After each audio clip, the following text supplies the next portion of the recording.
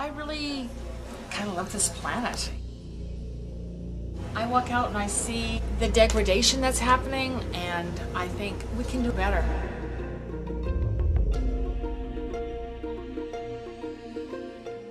Adriane came from a background of starting the first Green Party in North America, and she spent all of her time since then working from that basis of knowledge. She'll bring that to Parliament. She's very passionate, she's very dedicated, very persistent in what she's doing. I believe that she will be a voice for the people here at Vancouver Centre who have not had one. What I'd like to see is Vancouver Centre be a hub for the emerging green economy. It is the economy of the 21st century. I'd love the new technologies developing renewable energy to be centered here.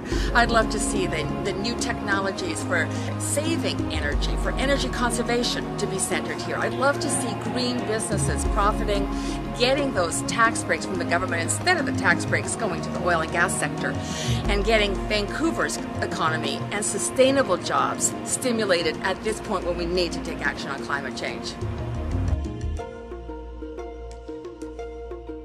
My grandfather was a salmon fisherman, so I grew up eating salmon. 2 years ago, it started to be I couldn't buy salmon.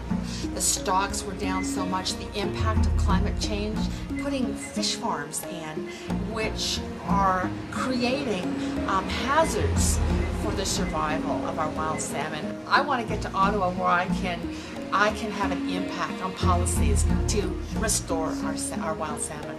If we treat it right, you can have wild salmon forever.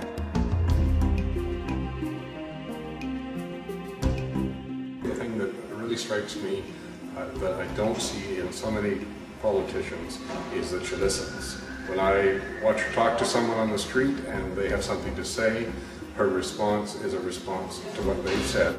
I'm right next to the downtown east side, and I can look out this window and I can see the people who are sleeping on the streets and out the front steps, people begging for money. And I like it to be in my face that way, that we've done a really terrible job in this country creating so much wealth, yet creating at the same time so much poverty. That points to governments that aren't thinking about everyone. I think that's shameful.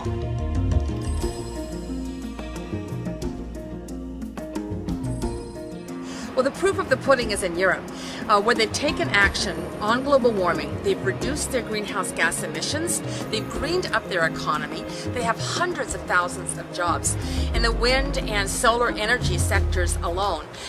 So they've proved that you can take action economically that's good for the environment and good for people and jobs.